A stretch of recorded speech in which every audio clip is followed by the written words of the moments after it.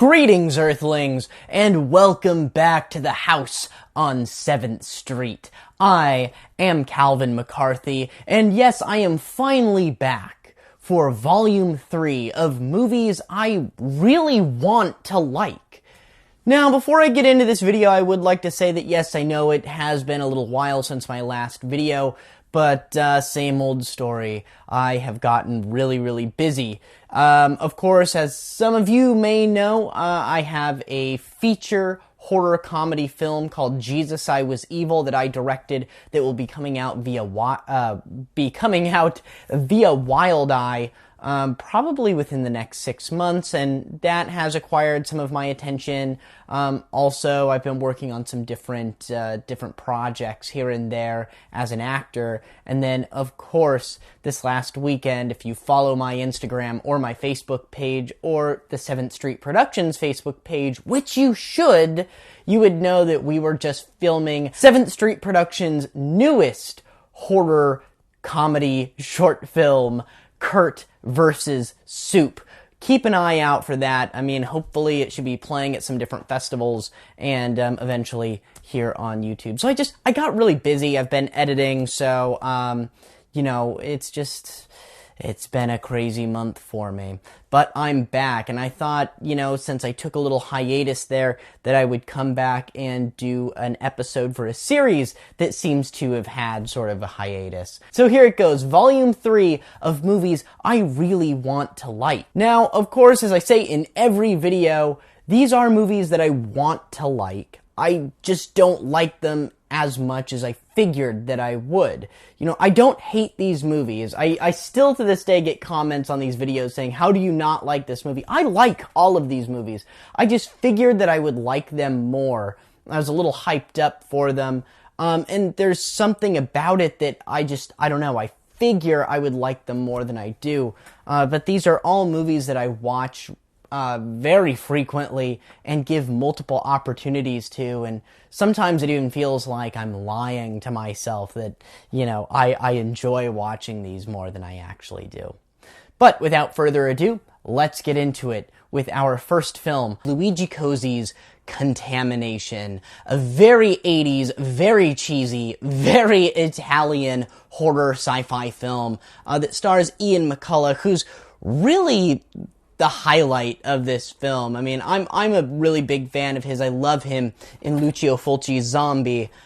He's always a great hero. Ian McCulloch plays this astronaut who has been sort of like, he's kind of been blacklisted as crazy because he went on this mission to Mars, and while he was there, he saw these aliens and these mysterious green eggs. Well, lo and behold, in New York, on a shipping yard, these green eggs arrive, and any time that they pop, it causes a human's insides to literally explode. I mean, it's ridiculous. I mean, guts flying everywhere due to something within these eggs that get airborne, and you breathe them in, and it causes your insides to explode. It really is one of those movies that just seems like an excuse for special effects, which I'm not opposed to. Sometimes fun movies are just fun. They don't need to have this great storyline or amazing script. I mean, sometimes something like that can just be fun. And that's what I thought I was going to get out of Contamination.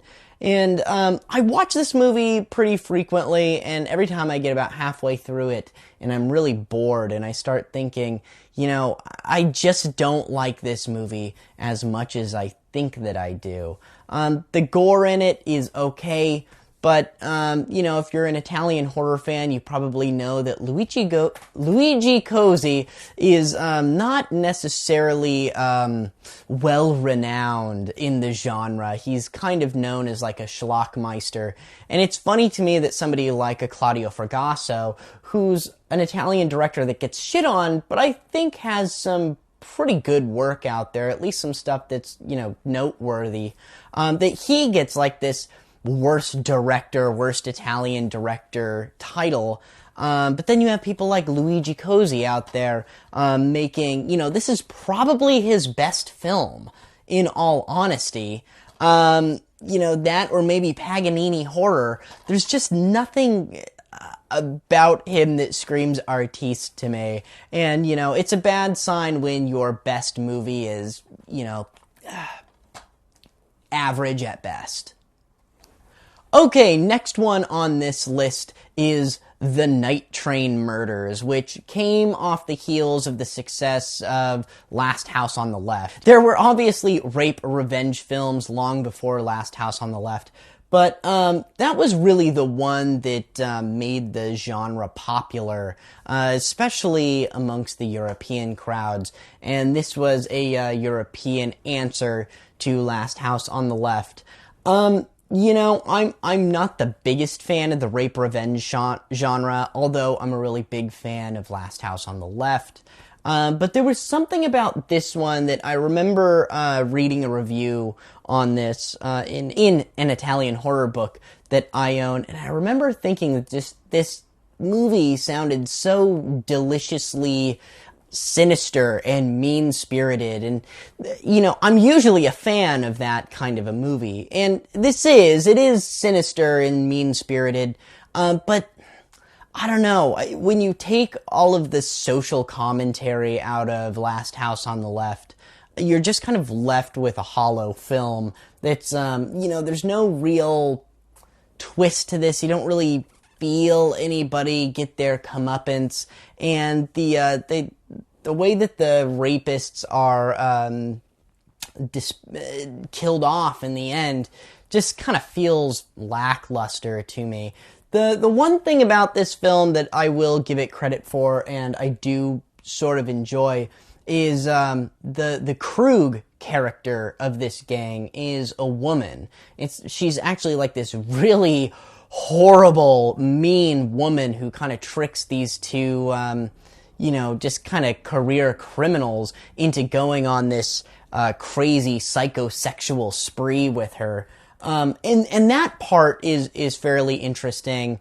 And the movie is pretty enough to look at. The cinematography is really well done. The entire movie takes place on a train with these two girls who are going home for Christmas, I believe, on the train across Europe, and they run into the main character. I forget her name. It's been a while since I've seen this. And her two new henchmen, and they sort of lure these two girls into a train car, and they perform all sorts of horrible acts of violence and sexual violence onto them.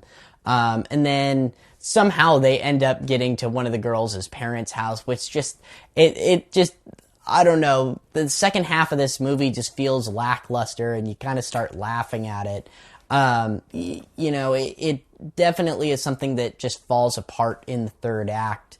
And not that I dislike this movie, it's just a little boring at times and a little hollow. So, I just don't, this is one that I actually don't find myself running back to all that often. Alright, another one on this list is pretty loved by the horror community, and that's probably why I was somewhat let down by it by the time I finally saw it, because I was late to this party, and that would be Popcorn. And I do have to admit, this is a great cover.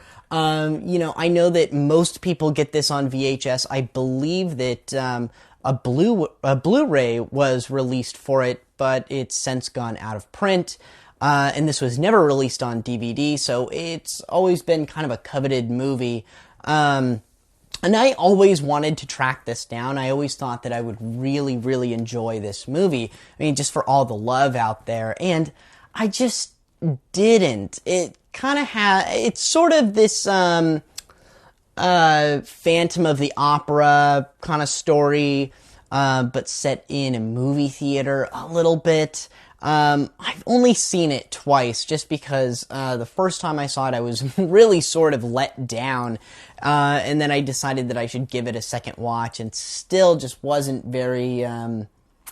wasn't captivated by this film at all. And I love 80s horror, the neon lights, and that's kind of when practical effects were like at their best. And I don't know, this one just left me a bit cold. I always find myself kind of tuning in and out of the story. Really, the highlight of this film is the fact that I believe it was written and was supposed to be directed by Alan Ormsby. I think that's his name, who's the actor from Children Shouldn't Play with Dead Things. But really, man, I don't know.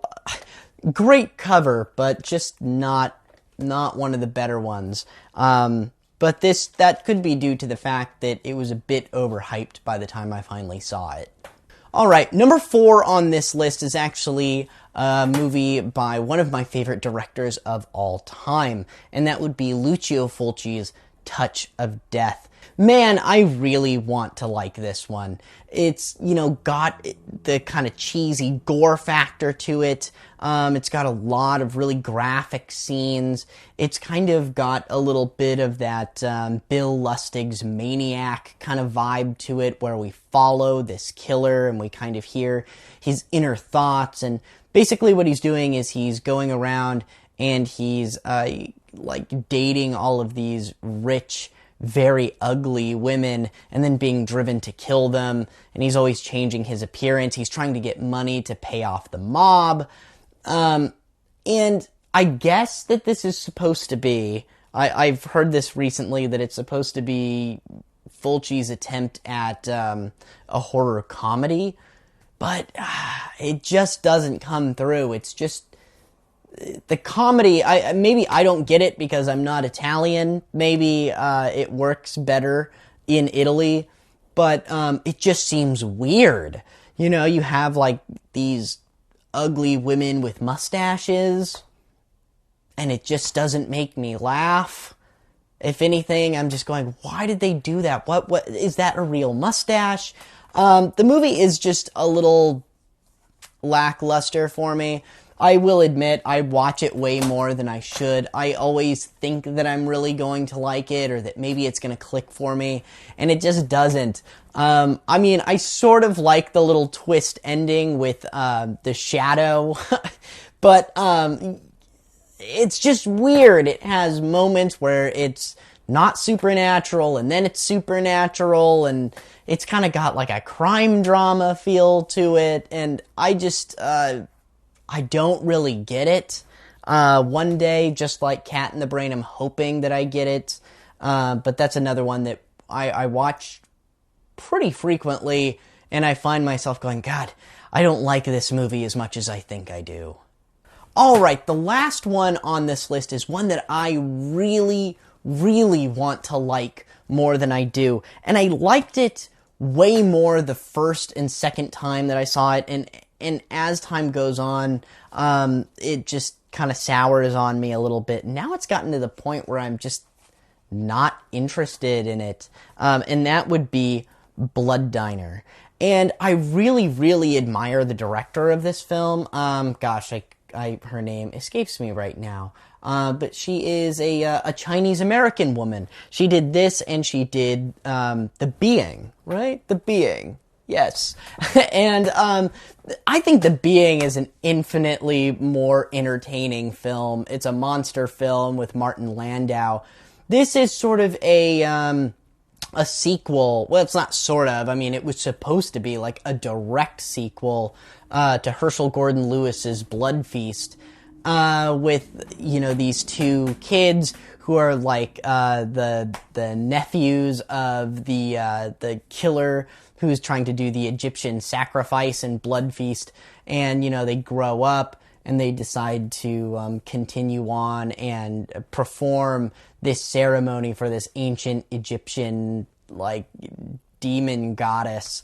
And they open up this diner, and the movie is just craziness, almost for the sake of craziness. It's got a lot of nudity and a lot of gore in it. The humor is pretty good, but over the years, I just find that this movie is just a little bit too much for me. And I remember the first time I saw it was actually with an old friend of mine in high school. His name was Cody Denham, and we used to go over to his house, and we would watch horror films. We would rent them on Xfinity. And believe it or not, we came across this, And there was just something about the title Blood Diner that really stuck out to us. And we rented the movie, and I remembered really, really liking it. And flash forward a couple of years, I get it on DVD, and then I get it on Blu-ray. And the more and more that I come back to it or try to show other people, the more I'm disappointed. And it's funny, I've found myself showing this to friends before, and then about halfway start thinking, maybe I shouldn't have shown them this film. It's not as good as I remember. Which sucks, because I have a really good memory of seeing this film for the first time, and I remember really liking it. So it's just one of those fucking movies that I want to like more than I do. Alright guys, that's gonna do it for this episode. I am working on a new reference this film, so keep your eye out for that. Shout out to our one patron on Patreon, Ken. Thank you so much for your contributions. Follow us on Facebook and Instagram, 7th Street Productions. If you want all of our new updates, to keep in touch with us and see, what other content we're making. So, until next time, guys.